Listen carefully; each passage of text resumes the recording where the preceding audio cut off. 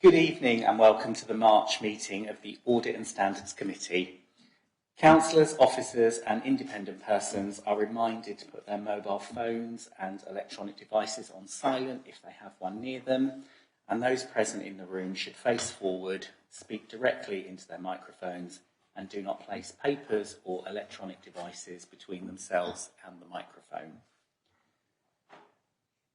After each item is being presented, I will invite members and independent persons present in the room to ask questions. We haven't got anyone joining remotely, so I can skip that part. So moving straight on to agenda item number 1. So that is the minutes. So to authorise the chairman to sign the minutes of the meeting of the Audit and Standards Committee held on the 6th of December 21 as a correct record of the proceedings. Thank you.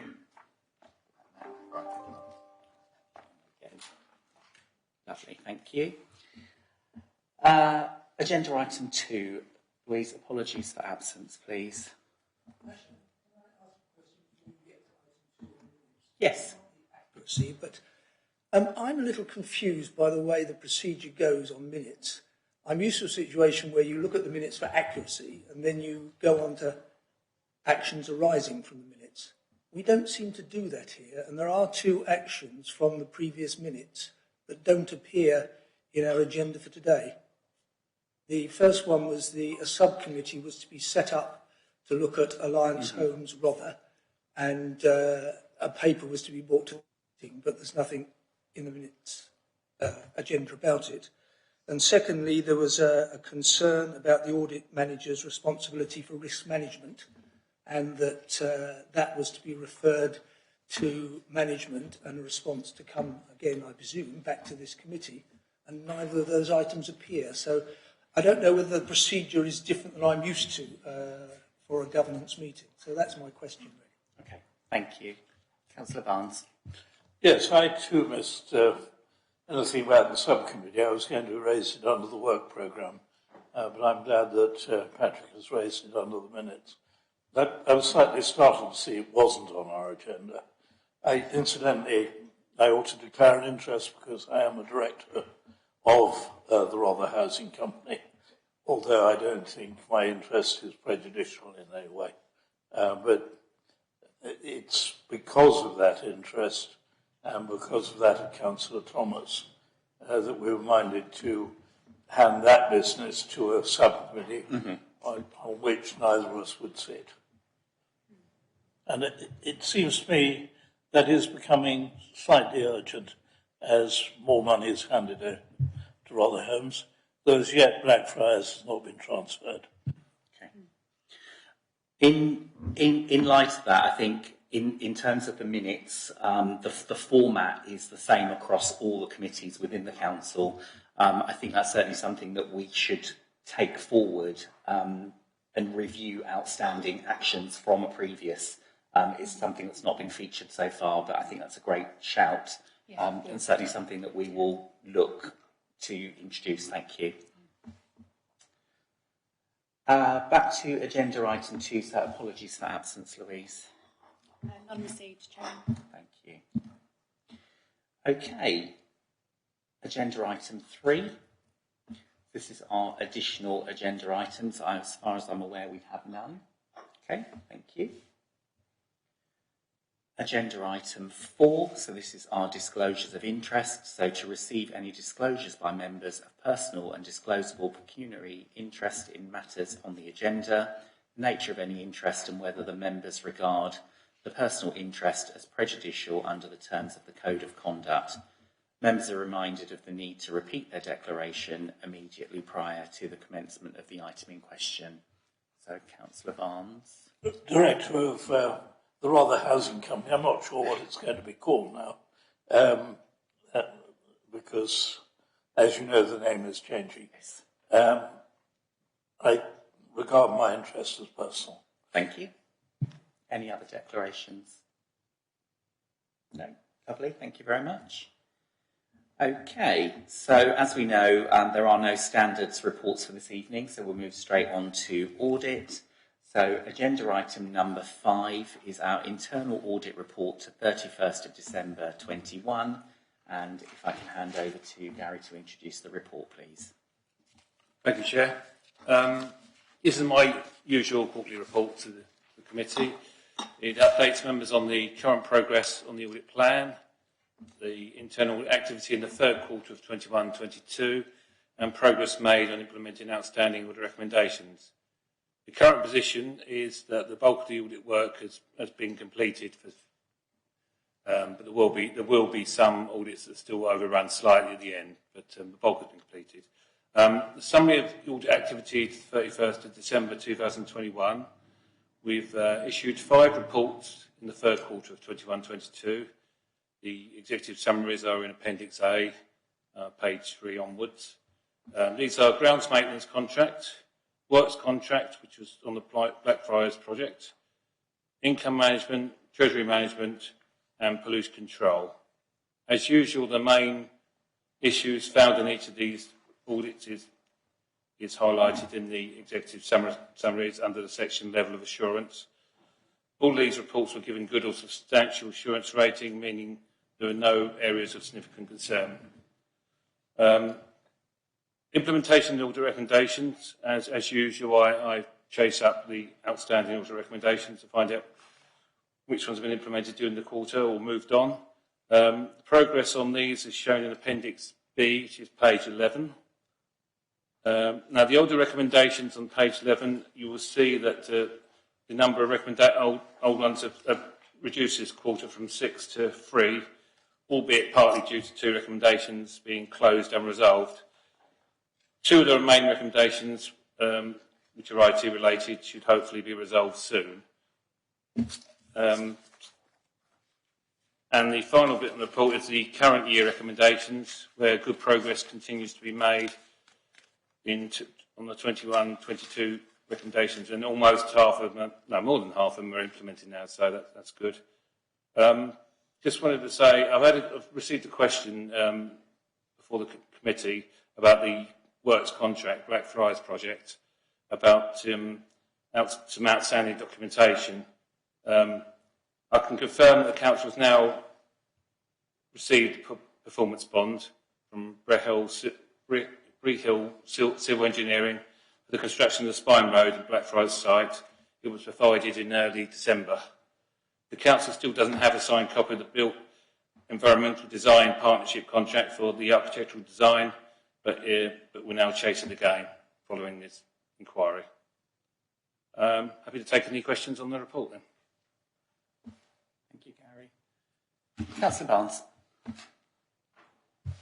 Can I begin with Appendix A, which is on grounds maintenance, and seek a little assurance either from, it's probably from Tony, I suspect, rather than from Gary. If the wrong figures were put in for annual inflation in 2018 and 2020, did this happen in other contracts within the same department?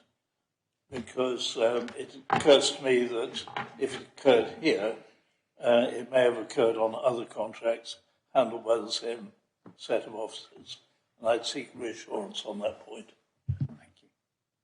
Thank you. Thank you, Chair. It predates my time, I'm afraid, Chair, so I can't really answer that question with my hand on my heart and say, yes, it's all been sorted now.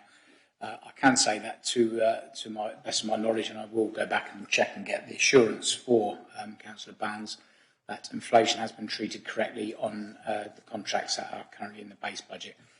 Excuse me. In particular, the joint waste contract, which is our biggest risk, if you like, if we were to get the inflation incorrect, and that we have applied that correctly, because that was one that I checked over myself.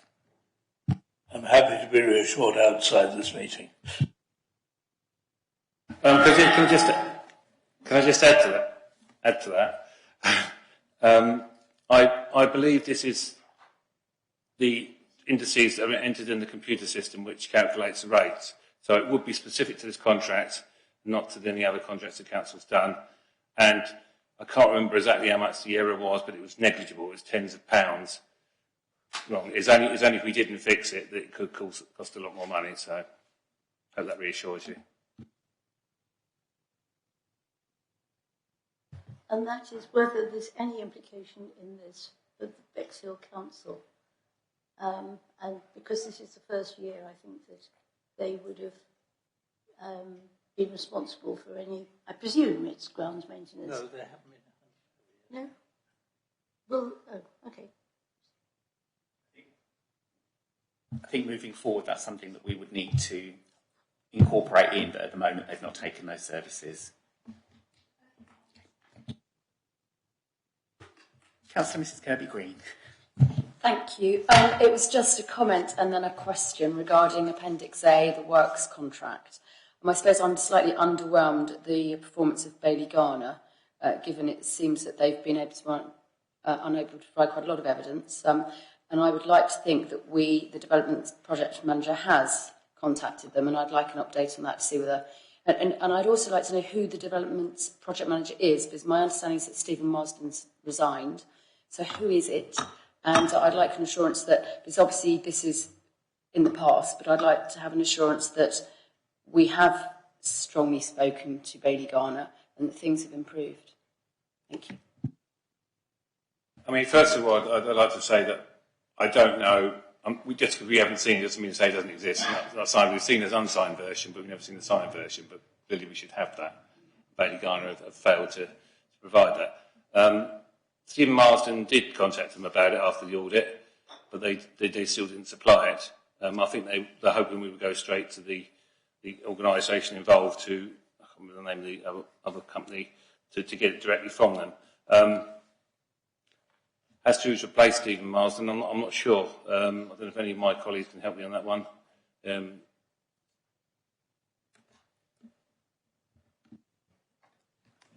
Chair, sorry.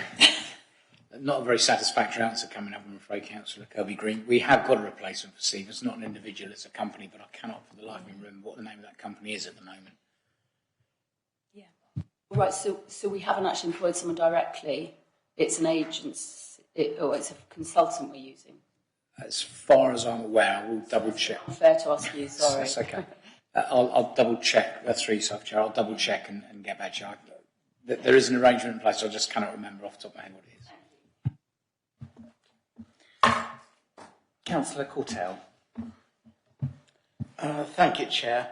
I was essentially going to ask a similar question to Councillor Kirby-Green, and I'm glad to have been reassured by the audit manager that the bond for the Spine Road has now been signed. I was really concerned about the risk of this remaining unsigned several months after the work had begun.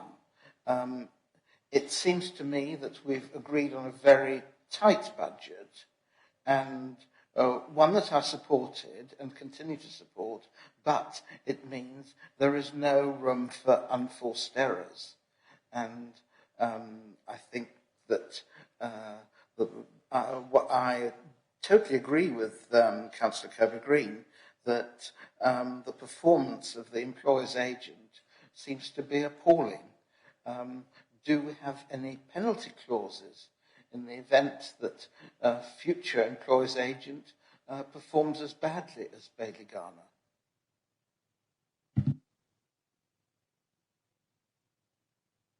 On the basis of penalty clauses, I don't believe there is a penalty clause, but again, that's something when we write contracts can be considered within that framework. Mr. Farmer. I have to say, I'm quite surprised, Gary, that you rated this as a medium risk. It seems to me a pretty high risk. It looks very high risk to me. The project manager obviously wasn't on top of the job, and I suspect that had you not done the audit, would this have been picked up at all? And it looks like it might not have been picked up, for a long time. So to me, this is high risk, and it does demonstrate that this sort of building project and the whole discussion about alliance homes and controlling these sorts of projects I think this gives you the first indication that it's a very high-risk situation.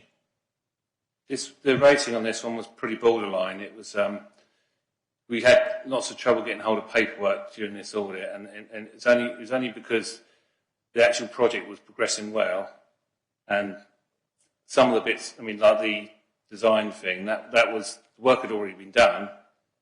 It's just a case we've got to protect ourselves for the future to make sure we've got it in place. So it was a close call, but in the end I went substantial because it was being managed well at the time. It's just that, as all has been said, Bailey Garner has not provided all the paperwork we need or would expect them to provide. So that's where we are. Just to correct a slight misapprehension, the Spine Road is not part of the Alliance Homes and will never be transferred, as far as I understand, until it's completed. It remains a rather project, which means that presumably Bailey Garner are continuing to manage it on our behalf. This, as you'll remember, is a contract that we have to deliver to the satisfaction of Homes England so that they will come through with the grant money for it, which they have already, I think.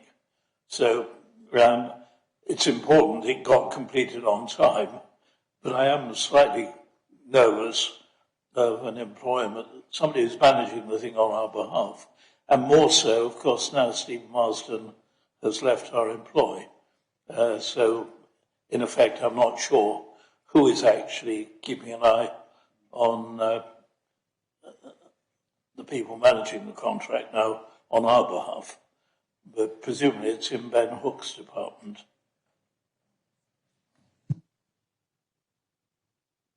Thank you. Sorry to labour the point, but I just would echo Patrick's comments that, this is a risky business.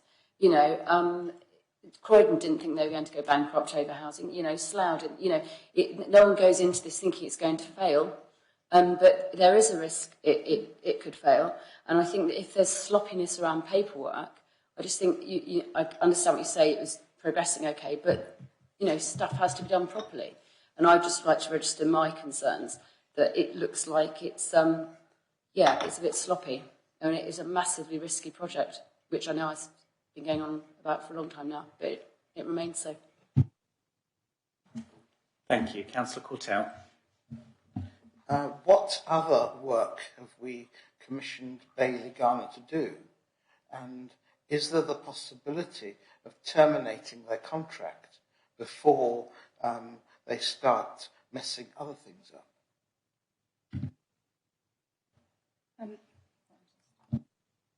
I think there are an awful lot of questions here, and I'm just wondering whether actually we need a fuller report to come back to the next meeting. I think we have one due around the subcommittee issue as well around Alliance Homes, and I wonder whether we should bring a report to the next meeting. There's some questions here that I'm afraid I don't have all the information on, so if you're in agreement, I think that's probably the best way forward. It is important, though, and probably this needs to be caught in the minutes. These are two quite separate issues. The Spine Road and its completion is for Rother. The Blackfriars side housing will be handed over at a price to be agreed shortly, and that will then become the subcommittee's business to monitor that. But the Spine Road probably will remain our responsibility, but hopefully, if it's going to be completed by December, it won't be too worrying for us. But we wait and see. I think Councillor Cortell's point is worth exploring, though, as to, I think either this particular contractor has got to buck their ideas up about paperwork, or we need to ask ourselves whether they're really up to the job. Thank you. Yeah, I think in light of the comments and Lorna's recommendation in terms of a more fuller report, but if we could have that captured in the minutes first of all, and that the reports are separated so we have the two quite distinct levels of detail that's been asked for today. Thank you. So on that basis, agenda item 5, the recommendation is to be resolved that the internal audit 31st of December 2021 be noted. So, all those in favour? Okay. Sorry, I simply felt that we ought to just formalise our concern about Bailey Garner as part of what we're voting for, and not just note the report. I certainly think we should know. Yeah, I think that's been adequately documented. Thank you. Okay, so all in favour of the report to be noted? Okay, that's carried. Thank you.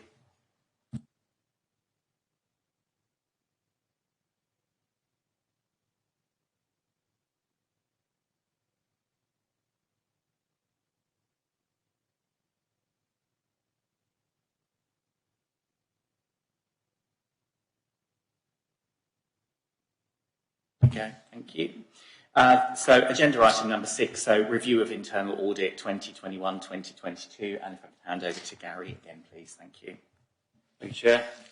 This report sets out the results of the annual self-assessment of effectiveness of internal audit compared to the private sector internal audit standards. I carry this out every year based on a 40-page checklist. Chair will be able to confirm it's quite a long document and very involved. I've shared this with him, and some of the results are given in Appendix A, which is pages 16 to 20. The Y column is compliant with the standards. P is partial compliance, and N is no compliance. Members will note that Rotherham Internal Audit Service currently meets the vast majority of the standards, and only one new issue was found this year. This concerns the need to commission an external assessment to provide further independent assurance that we are operating in accordance with the standards, because after all, this is my assessment of my team, so you might want an independent opinion once in a while. Appendix B, page 21, includes the action plan explaining how this will be addressed, and also provides an update on the 3 action points reported last year, all of which have since been resolved. In conclusion, then, the report demonstrates that Rotherham Internal Audit Service continues to operate with a high level of effectiveness. Happy to take any questions. Thank you very much. Do you have any questions? Mr. Palmer. Gary, you haven't had an external review since 2017. Yeah. That's correct. 5 years ago. I would have thought the committee would require that there was an external review. Can I just add to that? We're required to do it every 5 years, so we're just over the time now. So, but yeah, it's due, and this is why I raised it in it. But you seem to recommend that. Do we want to do it or not? That's the implication of the thing. Where it seems to me, I'm not sure whether that's an optional thing or whether you have to do it. Not all authorities do it. I'm just trying to do it to keep best practice. I want to do it, just only to demonstrate we are as good as I think we are. But we've got to look at the prices, what it's going to cost, and I'm looking at options, ways we can do it. It's looking very much like we're going to have to commission the work and pay someone fair sum of money to do it. But that doesn't mean we won't be doing it. It means I need to find out where I can get some funding, how much it would cost, and how much if I can get the funding for it. So, does this committee have the authority to insist that that's done? I think that's certainly something we'll need to take guidance on as to whether. I think the first thing we need to do is to clarify whether it is a mandatory requirement. It doesn't sound like it is, but I think that's the first thing that we need to ascertain so that we've got absolute clarity on that. The second part, again, would be to explore the feasibility of the benefits of the report, the costings, etc. So I think that's something that we can take forward as well. Thank you. Yeah, Chair, I can confirm it's not a mandatory thing. It's just professional standards, and it's best practice, you should try and conform with it, but if you don't conform with it, you just got to declare that you don't.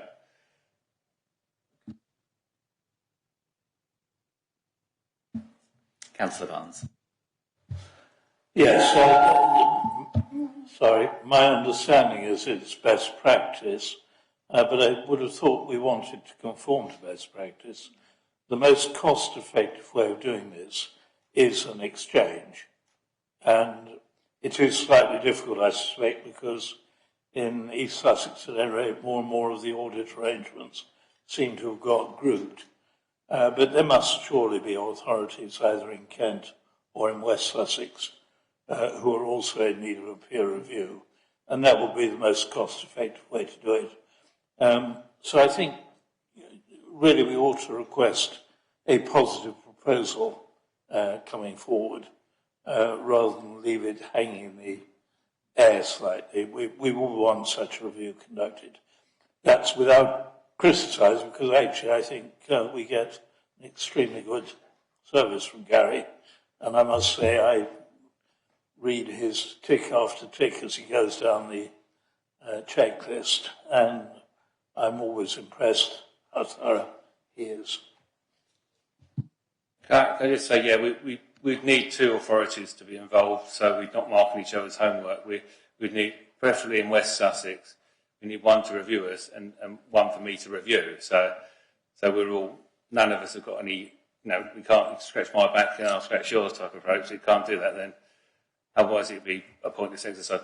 The trouble is, as you've hinted at, Councillor Barnes, that lots of the authorities have merged or joined bigger partnerships and that. And the bigger partnerships tend to use their buying power to get these reviews in cheaper from external suppliers. So I've not finished exploring well, not really started exploring the route of a collaborative approach, but we may have to buy in, and if we buy in, it isn't necessarily going to be from the Institute of Internal Audit, it could be from another authority.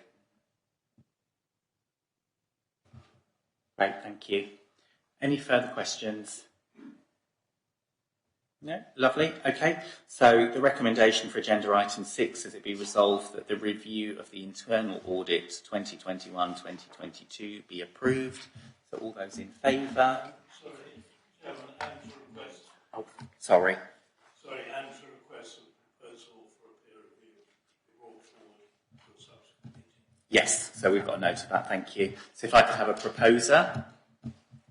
Thank you, Councillor Barnes, and a seconder. Councillor Portell, thank you. All those in favour? Thank you. That's everyone. That's carried. Thank you.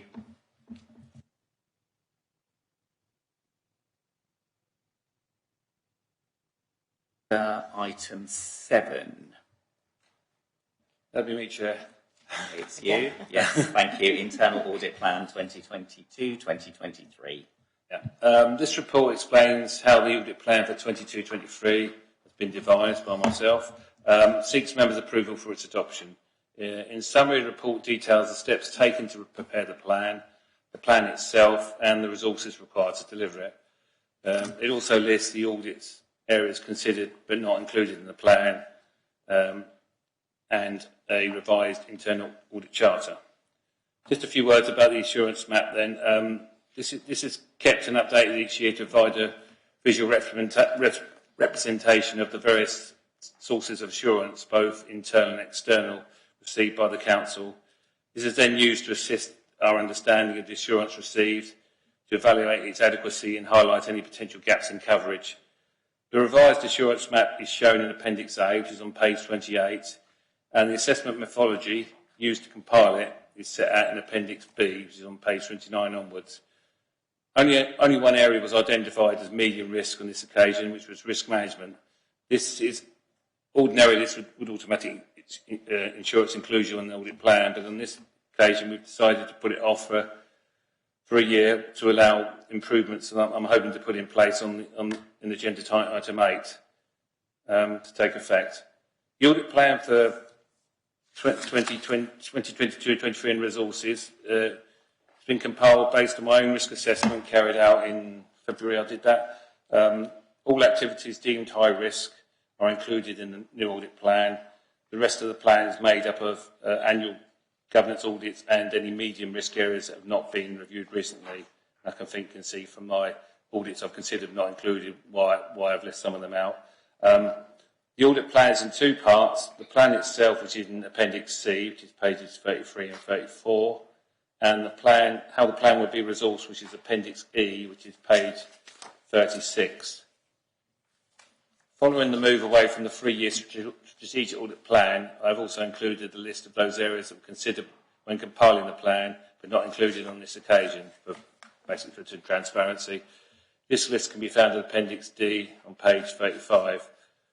The new plan allows for 532 days of audit work across 22 separate audit reviews and consulting activities. The plan provides good coverage across a wide range of council activities and is deliverable with existing resources. As usual, all progress against the plan will be monitored by me and reported to this committee once a quarter. And finally, the last bit on this report is about the internal audit charter. I realised as I was drafting the plan that we no longer conform with the existing charter, so I better update it as part of this report. The internal charter is there to define the purpose, authority and principal responsibilities of the internal audit service. The existing charter now is updating in light of organisational changes and a move away from the 3-year strategic audit plan, which hints on what I was just saying before. The updated charter is shown on Appendix F, page 37 onwards for members' approval, and it's got the track changes in there. Happy to take any questions. Thank you, Gary. Councillor Harmer. It's not actually a question, it's just a well done. It's a huge report with a lot of detail, a lot of work going into it, so on my behalf, thank you very much. Mr. Farmer. At a previous meeting, we discussed the importance of having an audit done on the new Alliance homes, or whatever we're going to call it. Yet there's no mention in your report even of something we're not going to consider. I've added it to my list since I've produced that list. I have considered it, but it's not. I'm waiting for the governance arrangements to be all sorted really before I review it, because I think it could be of most use once things are in place. So that'd be one for next year, I think. But you have got it. That's all. It's on my list now, yeah, on the revised list. Okay. Thank you. Any other questions? No. Lovely, thank you. Okay, so where are we? Okay, so we resolve that the Internal Audit Plan 2022-2023 be approved and the revised Internal Audit Charter in Appendix F be approved. So if I could have a proposer, please. Councillor Kirby-Green, thank you. And a seconder, Councillor Harmer, thank you. All those in favour? Lovely, that's everyone. That's carried. Thank you. Okay. Agenda item number 8. Risk management update. Surprise, surprise. It's Gary again. Thank you. Yes, thank you, Chair. You'll be pleased to know it's the last one for me tonight. Yes, this is my first update as risk management coordinator. Previously, Robin and I just did this. I won't go through the whole report, but I just wanted to speak a little bit about a couple of things, risk management policy and the corporate risk register. The risk management policy, now, the existing policy was reported to this committee reported in March 2021. It was updated. It's a 2-page document, I think. It now needs to be updated, but this work, as I put it, it's on hold pending the outcome of a couple of external reviews that are ongoing. Well, one's finished and now one's nearly finished. The Zurich one is finished now. We've got the report since I wrote this report. And there are insurers, for those who don't know, and Grant Thornton, our external auditors, are presumably going to produce a report at some stage, but I know they were looking at risk management, the value for money study. I want to incorporate the findings of those reports so we can, when we update it, we incorporate all the elements of that we need to have in it as well, so we can get best practice in there. Zurich are also offering us some support in the form of risk management training, both for officers and members, which I'm keen to take them up on, and guidance on how to improve our risk management processes. We're currently considering their proposals, because some of them do have a cost to them, and we're we'll let you know in due course once we've decided, well, once the strategic management team has decided, as I say, which way we're going to go forward with it. The corporate risk register, which is on page 8 onwards, or par 8 onwards, and I've discussed the contents of this risk register with senior management and updated it as instructed by them. It's their risk register, remember. A few improvements, we've also made a few improvements to it, such as ensuring that there's a named lead officer for every risk, and rearranging the order of risk register so the highest risk items are listed at the top. So you can work your way down it now rather than looking to find out which is the highest. The latest version of the risk register is shown as Appendix A, as I'm sure you've not missed. It's on page 51 onwards. Further improvement is also planned as detailed in the report. This is going to probably be a process of over a year or so to get new things, ideas we've got. I've been working with Lorna on this to try and improve things. The most significant of these changes I'm proposing at the moment is the introduction of a larger risk scoring matrix. We've currently got a 3x3 matrix, which is a bit limited for scoring, and I'm looking to put it to a 5x5, so you give it a lot more options on scoring. And this will hopefully help managers to better define their before and after scores, so that you can see the mitigations have actually taken effect, done some effect on it. I think that's all I want to say. I'm happy to take questions. Thank you. Councillor Cortell. Thank you. First, I'd like to commend Mr. Angle on what he's put together. I think it's a very comprehensive report to have 38 risk areas and have them all evaluated. I do like the idea of changing the 3x3 matrix to a 5x5. I also like the idea of having a lead officer on each risk. What worries me is that there doesn't seem to be an overall lead officer to take an overall view in case something is being overlooked and going seriously wrong. Is that something that is possibly being considered? I would say that sits with the lovely lady on my right. Thank you, Chair. Absolutely. I mean, we do look at this as a management team, so there's kind of some collective responsibility for the whole plan. What Gary was saying about identifying a specific lead, I think is really important, though. So I don't feel that there's any risk there that we're not sort of owning this and collectively sort of looking at it in a very systematic way. I can't remember if Gary mentioned it, but we're actually going to look at it more frequently than we have in the past. Yeah, it's mentioned in the report. So, and you know, the whole way of doing risk management is something that we're looking at and reviewing. And actually, you know, over the next year, I think we're going to develop this some more. So it is something that's important. It's owned by a management team. We've got the individual risks owned by named officers, which I think, you know, is really important and a really important step forward. Thank you. Thank you, Councillor Barnes. Yes, I think I'm reasonably happy with the assurance that we are looking to have somebody who actually manages this process. I think we were all unhappy at the last meeting at the notion of a coordinator who, in a sense, was also examining the process, and his independence seemed to me to be at least partially compromised by the role he was taking on.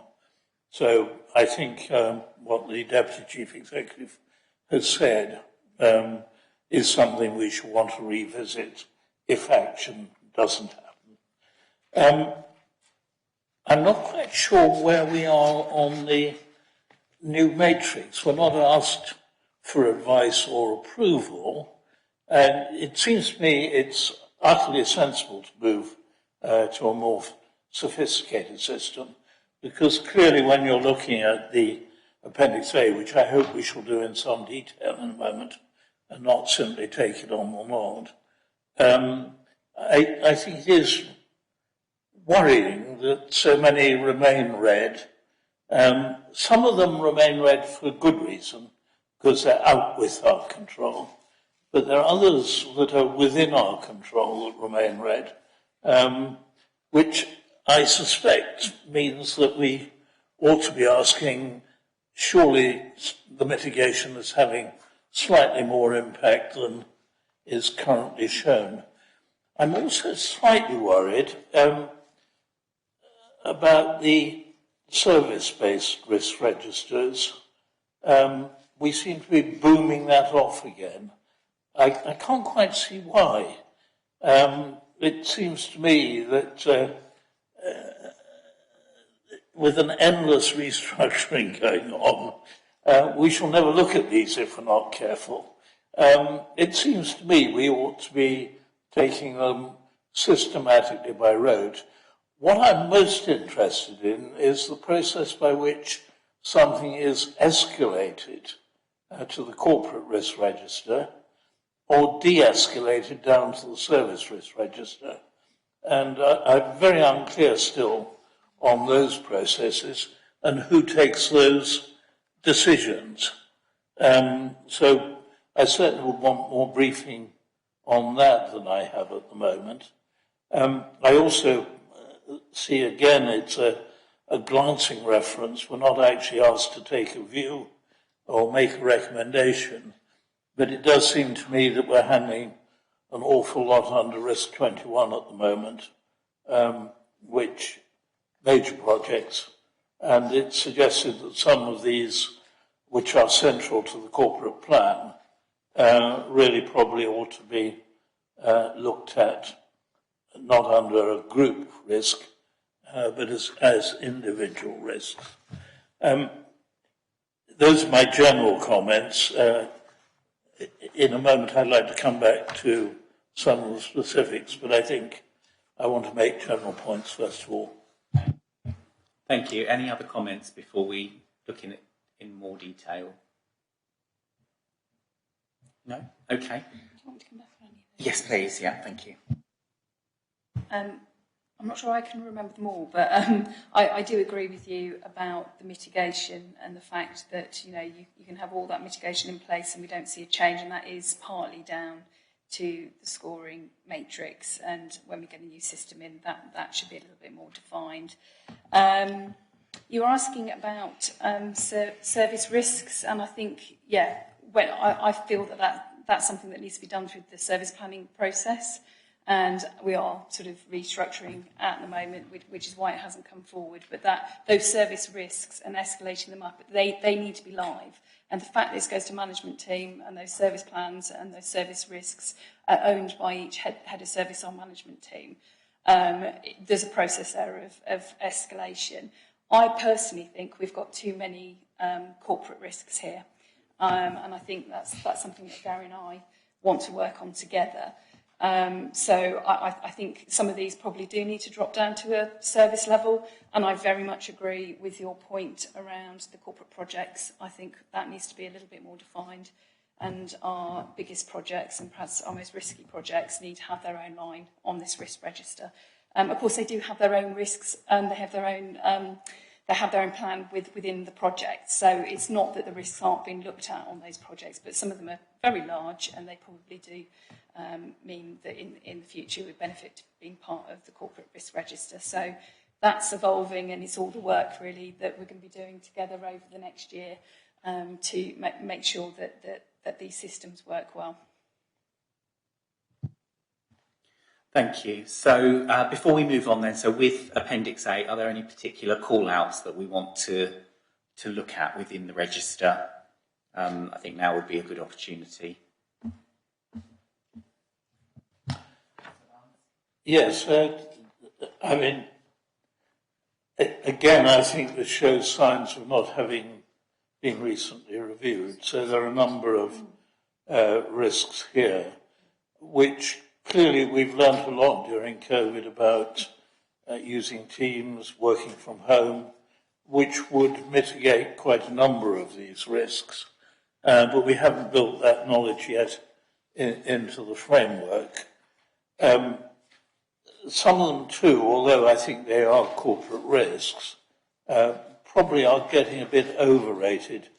Unless we're losing staff at a very fast rate indeed, I'm not quite sure why 11 and 12 are quite as high up as they are. But that I don't really want to pursue today. I'm slightly worried about the new one on temporary accommodation.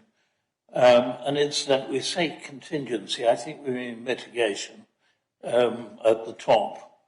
We're treating our increase of the supply of affordable housing as a way of dealing with homelessness.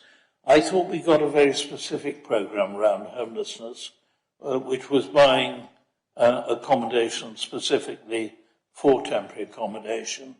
We put, I think, if I remember rightly, 8 million aside, and we so far spent 4.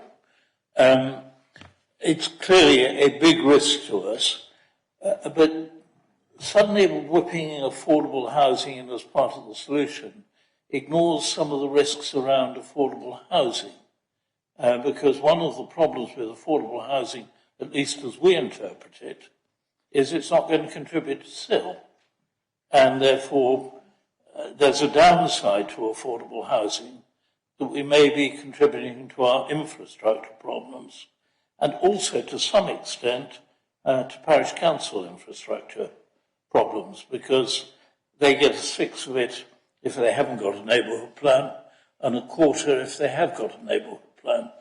So I think I will want really one looked at rather carefully. There's a very big one around the next new one, because it seems to me there is a pressure on us really to act. We know that we're going to have to transfer large sums to the housing company because of our commitments at Blackfriars. Clearly, the way the government is changing the rules means if we don't act within the next year, we shall actually be facing a real problem, or potentially a very real problem. So I'm not sure the risk is caught in the way we've worded it, because it's not simply the increases, it's the changing government rules, which I think is the big risk to us.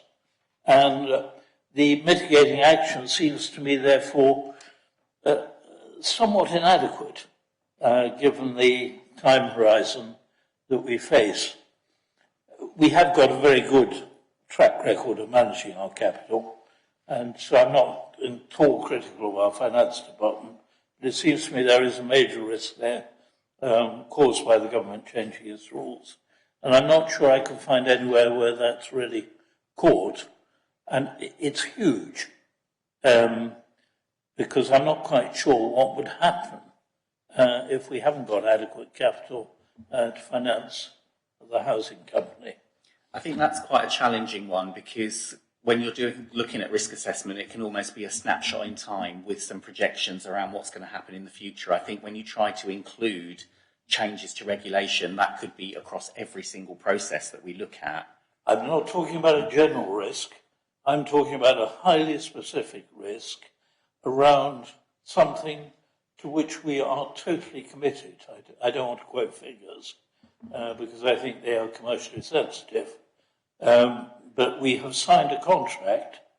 The contract is with the company, and we will have to finance that. And frankly, that's something which the change of rules, where we've been given a year's grace, so we can actually do something about it, is a highly specific risk. It's not a general risk. It's not waving out in the air future government changes that we all know that'll go on. This is something that has happened, and we know that there is a time period in which we can act. My third one really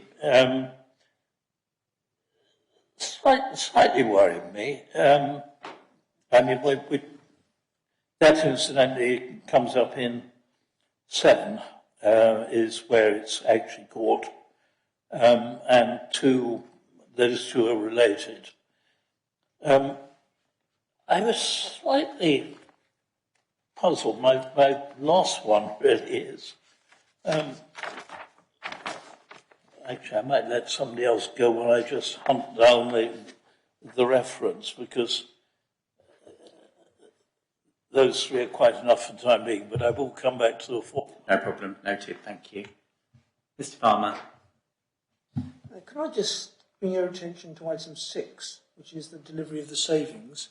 I can see quite rightly it's very high risk at 25, but it seems to be mitigated down to 9, and I don't know whether there's any evidence that you could really take that down, unless there's some definite evidence of progress on projects that show that, yes, you will have much less risk with mitigation. But it seems to me those risks still exist. Chair, yes, it's not without risk, as Mr. Farmer points out, but we, as we've pointed out before and in several reports to members previously, we have set up the Financial Stability Programme Board. We are working closely with members on trying to drive forward the whole FSP piece with a view to achieving its objectives. So I think to say that there's no plan or no evidence of a plan in place isn't really correct. Sorry, I didn't say there was no evidence. I said I can't see any evidence that those things have happened. So unless you actually can show that you've made some progress in achieving the targets, the fact you've got a committee working on it, great, but I think the risk is still very high, yet it seems to have been taken right down to 9, back to orange.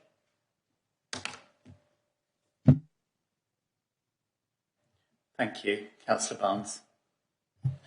Yes, I'm grateful to Patrick, because that's one which was 4th on my list.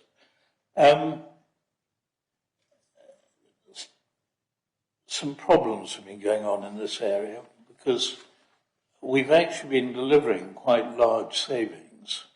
I did a rough calculation before the last council meeting that we delivered about £839,000 worth of savings, and it's all been swallowed up by fresh spending. So we actually were running more expensively than we were, even though we'd made savings in excess of what we had budgeted.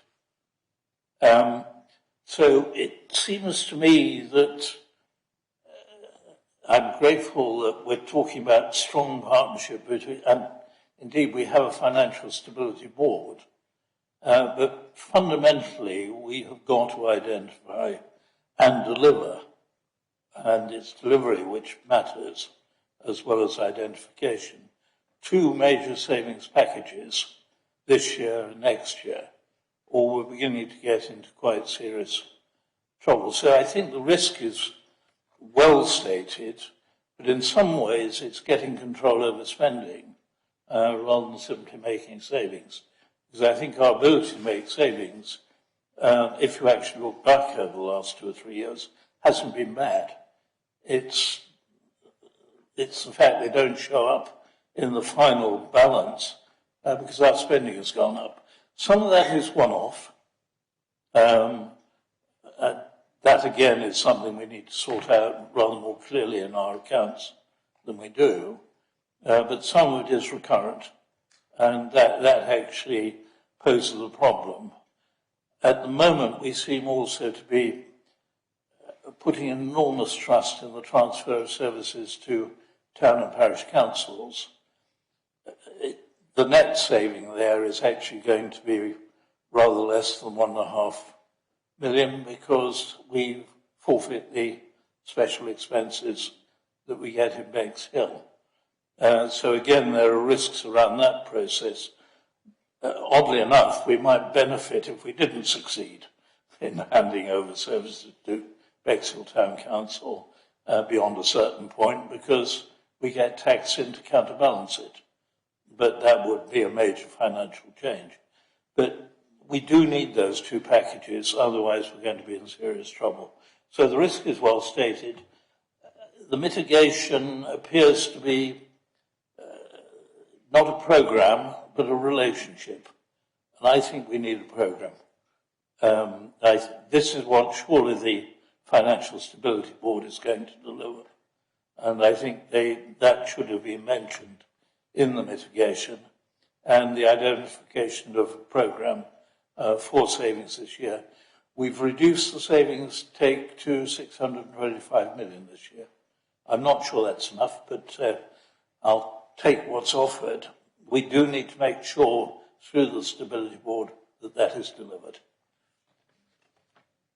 Thank you. Yeah, I think it's important that we capture some sort of cross-reference between the action and the FSB. Thank you. Any other questions? No?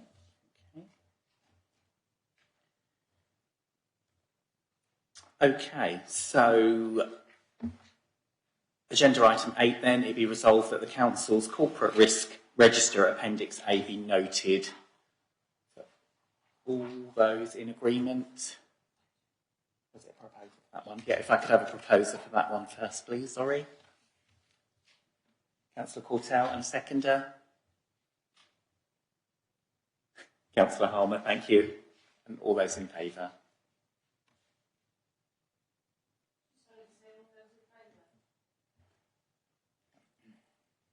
Thank you. That's everyone. That's carried. Thank you.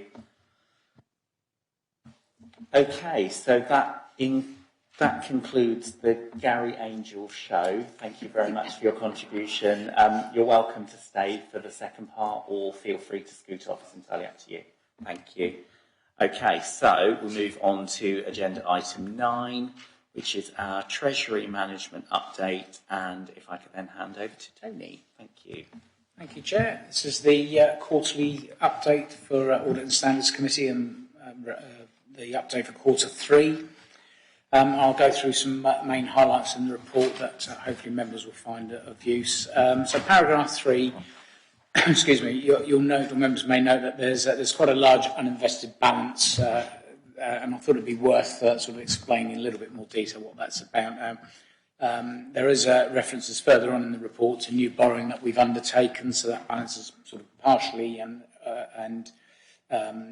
for a temporary period only been increased due to that new borrowing. Also, as explained before, the balance is always a little bit difficult to get it's a snapshot in time. It has to be a snapshot in time, and it will also include, for example, preset payments that we make to East Sussex County Council, to the fire service and to the police service.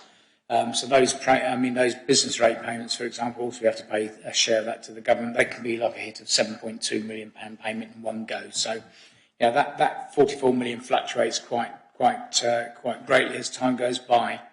It also includes, of course, any COVID grant money that we get from government for distribution to third parties. In paragraph 6, just a slight correction or slight error which I picked up on earlier. It says as referred to in paragraph 6. It should be actually as referred to in paragraph 5. So apologies to committee for that. But I just wanted to explain a little bit about our capital financing requirement. Now the CFR, as the acronym is, the capital financing requirement is what the council basically intends to fund in terms of capital expenditure through borrowing. And you'll see that our requirement has increased to £26.1 million, and that's reflective of the increase in capital spend that we're experiencing this year. In paragraph 7, it shows that the outstanding borrowing is now £27.3 million. Now, the reason I've drawn that to members' attention is because that basically means we're in an over-borrowed position. We've borrowed more than we intend to spend at the moment. In years bygone, or certainly months bygone anyway, we've been very much under-borrowed, which basically means that we've used our internal balances to be able to offset the borrowing costs, or rather avoid taking out more borrowing. So it's been a cheaper way of financing capital expenditure for us.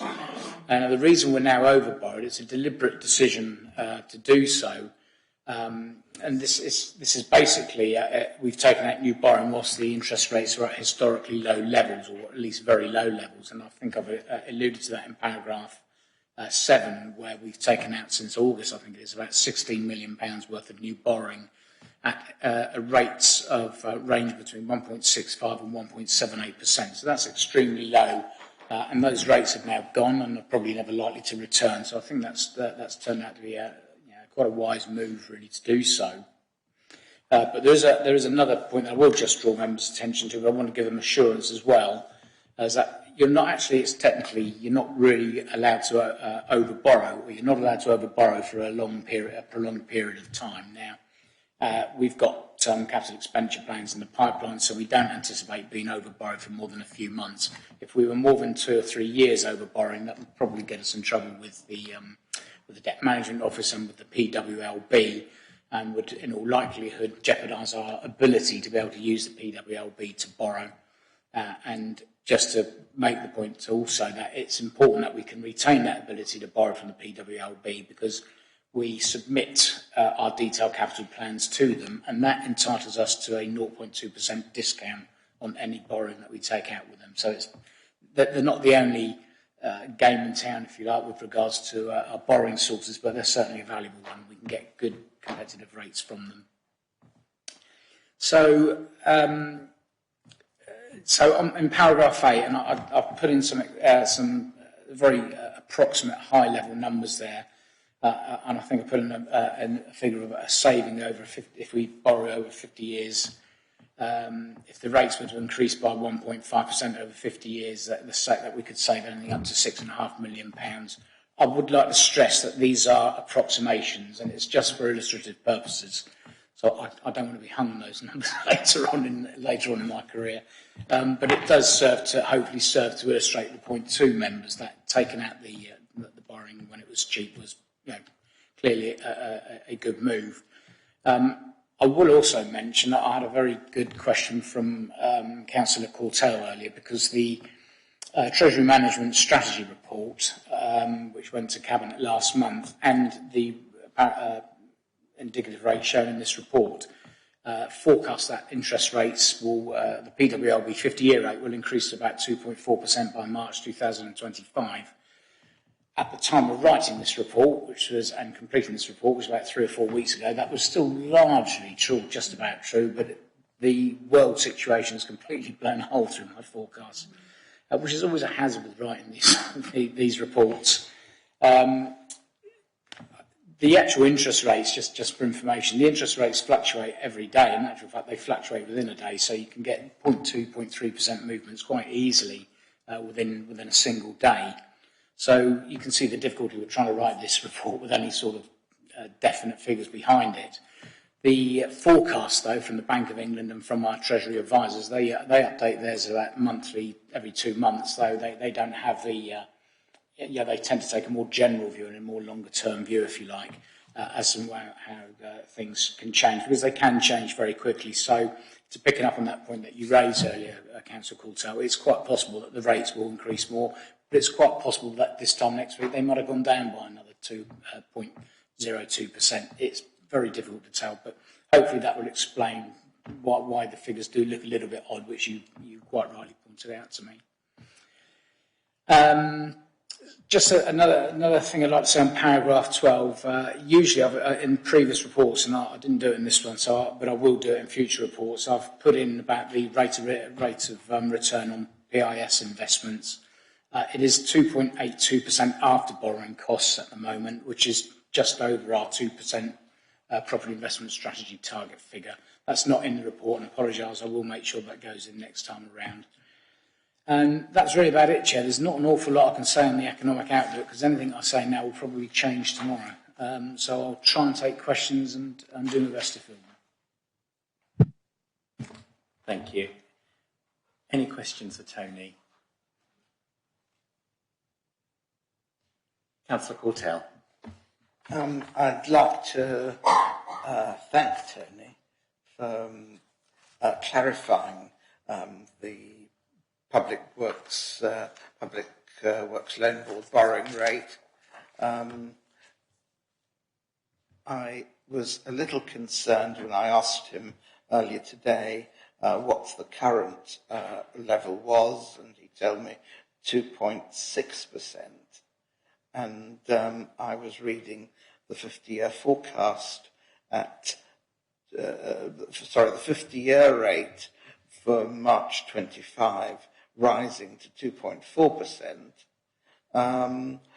But now that he's explained that we've borrowed at 1.65 to 1.78, I think that puts it in perspective, and I'm very satisfied with Tony's explanation. Great, thank you. And I think when you look at the Bank of England's base rate that's risen in the last 2 months from 0.25 to 0.5 to 0.75, I think it is a strong indicator of how the rates are currently going. Councillor Barnes. Yes, at risk of repeating myself, I'm just looking at the capital programme, which we have put in 60 million to go to the housing company. I congratulate Tony very much on what is in 7. In fact, he's done rather better the second time around than he did the first. But we've got 15.5 million at a much cheaper rate than I think you're going to be able to get the rest of the 60. But what does slightly worry me is the 18 million in the year after, which may or may not be difficult. Trying to guess, I think we're undoubtedly going to head for a recession of some kind, because inflation is so much higher than wages. And although wages are catching up, I think whether that will be handled by traditional monetary means or through fiscal adjustments is going to be germane to what we're doing. And it's almost impossible to guess, I think, or it may be some combination of both. So trying to read where interest rates are going at the moment, I think, is well nigh impossible. But I think we are under a different imperative, which is we will need to fund Blackfriars, and therefore I think we must take a punt sometime soon. I suspect interest rates are going to be above what we're able to borrow from at the moment, even if they don't go quite as high as some people fear. But there we go. Just a slight factual worry for us is, of course, the alleviation of bills in this area is for A to D council taxpayers, and we've got quite a lot who will be hit by fuel costs, I think. And, of course, we ourselves are going to be hit by this. But there we go. I think what is really pleasing to me is, and it again suggests we need to drive on with the property investment strategy, is we're actually getting more out of Beeching Road than we expected to get, and an extremely good return. And every pound we gain in property income, strategy income, means less cut to services. So again, congratulations to Tony on that, though that one is probably less down to our officers than to actually what is a more encouraging economic situation, I think, locally than we anticipated. Thank you. Thank you. Councillor Mrs Kirby-Green. Thank you. Could I just have a bit of clarity around line 7 on the capital programme, which is the development of the town hall? So, if I'm reading this correctly, 460,000 was budgeted for this year and last year. 445,000 is actually what's going to be spent, with the remaining 15 next year. But then after that, there's nothing in the budget. So we've spent 445,000, but then, so my reading of this is, we'll have spent 445,000, but then we're not actually spending anything more on the town hall after the end of this year. So I'm a bit, just understand what that 460,000 was spent on and why there isn't any more costs in there. Thank you. Thank you, Chair. I'll try and answer that because, funnily enough, some of this is outside of my remit. But the £460,000, and I can't, without going back and checking with Ben Hook, and that would be the right thing to do. I can't exactly explain what makes up the £460,000, but I think the £460,000 is an initial spend, and then there'll be a more detailed project that is coming back to members for approval. I believe that's the situation. Yeah, that's correct. Thank you. Any other questions? Okay, lovely. Okay, so that is agenda item number 9. It'll be resolved that the Treasury Management update be noted. So if I could have a proposer, please. Councillor Courtell and seconder. Councillor Mrs Kirby-Green, thank you. All those in favour? Thank you. That's everyone. That's carried. Thank you. If we can move on to agenda item 10, and that is our accounting policies. Thank you again, Chair. I have to say this is a very dry document. It's the kindest way I can describe it.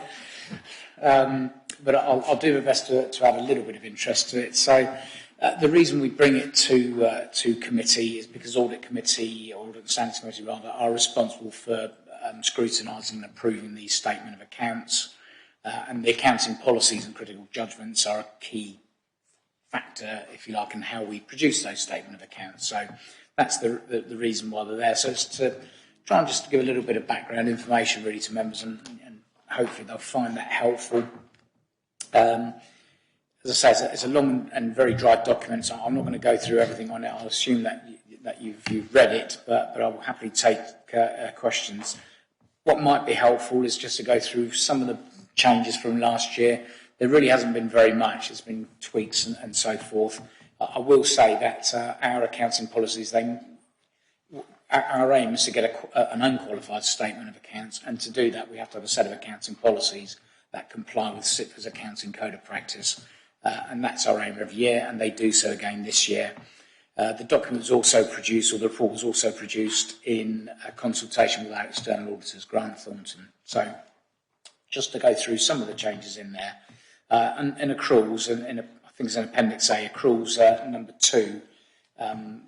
We don't accrue now for environmental health licensing income. That's a change from last year. The reason for that is because the value of that income is a fairly low measure, and we try not to bog down our statement of accounts production process by going at too low a level. We usually only accrue for amounts exceeding £100. Exceptions to this, which we've put into our accounting policies this year, are whereby, for example, if we have a grant claim, then we have to have the exact amount of accrued income in there rather than ignore it because it's too small an amount. So that's really the only exception to our rule on accruals. Government grants on number 11 at the bottom of page 72, just a little explanation that we built in there that rather District Council acting as a principal or an agent. This is a sort of a new development since the COVID grants came in. Most of the time we're principal, which basically means we're given a grant sum of money from the government and we spend it on a particular project or a particular scheme. Where we're the agent, that basically is us receiving the money and then passing that money on to a third person, like we did with the business grants through at the beginning of the lockdown. So that's just drawing that distinction between the two. Depreciation policy on number 16, halfway down, page 77. So our useful economic life on land and buildings, we've changed that from 10 to 50 years to 10 to 60 years, and that brings us in line with our valuer's recommendation. And in a similar vein with vehicles, plants and equipment, most of our plant and equipment tends to be IT-related equipment, so it's things like laptops. We've changed the useful economic life from 7 years down to 3 because you probably wouldn't use a laptop nowadays after 3, 4, 5 years anyway. This doesn't have a cash impact on our budget. It's depreciation is what the accountants call a pay-for charge. So it doesn't actually impact on the council tax that we raise or the money that goes out of our bank account. It is just a pay-for entry, if you like. And the final interesting point to an extent anyway, is the componentisation of assets in number 16. So we put in a little bit of wording about that. And that, a componentisation of an asset, what that basically means is you split an asset down. So if you take a building, for example, rather than just have the building on your books, you'll have the building and the lift as well. I know we haven't got a lift in the town hall, but a lift would be a componentised asset. So you'd separate the two out and just show your fixed asset register in a little bit more detail. So what we're doing this year as part of our statement of accounts is when we look to componentise assets in that way, we have a level that we only componentise anything over with a value over 10% or 50,000. Sorry, 10% of the building value or over £50,000. The lift is the only good example I can think of at the moment. I'm sure we have got others, but I just can't think of what they are. Probably wouldn't be a fixed asset, Joe. It might be a community asset actually, but anyway. So that's broadly it. I'm sorry I couldn't make it any more interesting and exciting than that. And there's a lot of technical detail in this, and she's not here, but our technical accounting manager, Ola Yankovic, and I'll probably pronounce her surname wrong, but she's put a lot of hard work into producing this document. It taxes my mind, and that's why she's employed, because it's a difficult subject. It's a dry subject, but it is an essential subject as well, and it's something that it's important that the council gets right. And I'll try and take any questions, Joe. Thank you, Tony. I think you've done quite a good job of livening that up for us. Do we have any questions? Councillor Barnes, please. First, let me say that clarity is admirable and will help me actually try to understand the accounts, which I suspect only really Patrick in this body fully understands our accounts. I'm slightly worried about using the term investment property in 12. As I understood it, we don't do any investment in property simply for income. We invest in regeneration properties which may also generate income to us. And I think given the scrutiny government is giving to investment property, we ought to find a slightly different description for that. It is very much part of our regeneration programme, although it's also beneficial to us in income terms. Yeah, thank you, Chair. First of all, thank you, Councillor Barnes, for finding a question to ask on that report. I thought that might even defeat you. I think the answer to your question, and I think we've had this discussion before, because I share that concern, but I don't think we have any choice, because the accounting policies follow the same headings that are laid out in the CIFRA Accounting Code of Practice, so we're sort of obliged to use that heading, unfortunately. But I take your point entirely. I'll look into it, but probably not. Yeah, I think the other part to that is that obviously the policy, the rules around what we can spend with the money can obviously change over time as well. But I think it does read like it's not current. So yes, noted. Thank you. Any other questions? Councillor Cortell, thank you. I really struggled with this document. And I feel we possibly need a training session on this before we look at this again next year.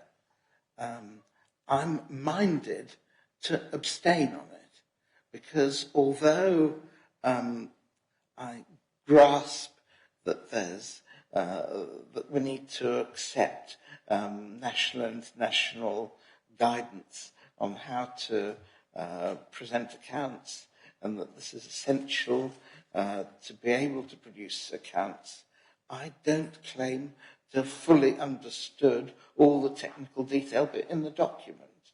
And I was sitting in front of my laptop Googling statements like financial instruments, for example, which I didn't understand until I looked them up.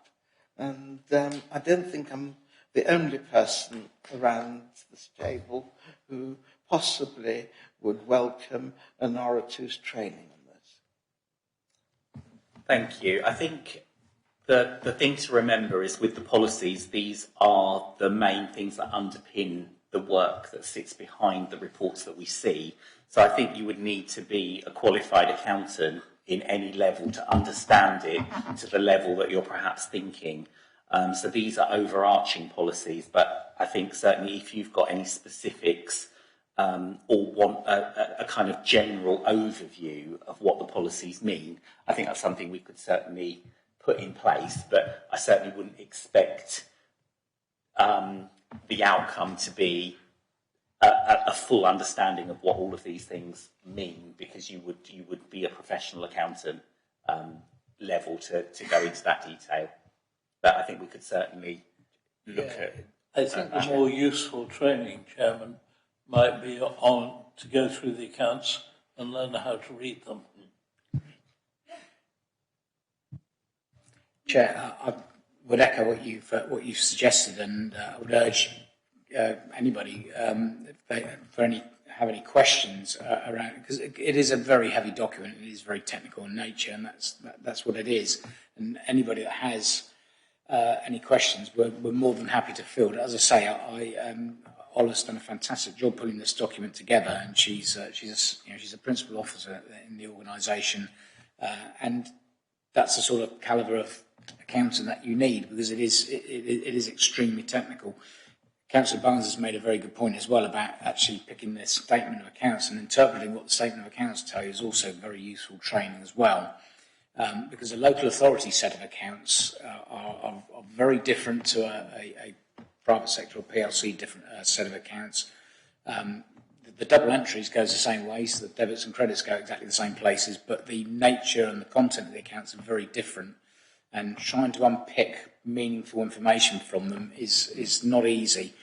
Also, I would say that the way that we have to present the accounts, and we're dictated to again by the Accounting Code of Practice, so the way that we have to present particularly the comprehensive income and expenditure accounts, is different to how we present our management accounts, because our management accounts that we present to Cabinet every quarter is based on this is the income that we're getting in, and this is what we spend. Whereas in the statement of accounts, the consolidated income and expenditure account consists of a lot of entries that actually don't have any cash inflow or outflow. They're what I again call paper entries, such as depreciation, which I mentioned earlier. They're very different documents. So if you sit there and try and compare the two, you can't do it, not without somebody walking you through it. So I'm more than happy to help members try and understand these issues, because we present them for a reason.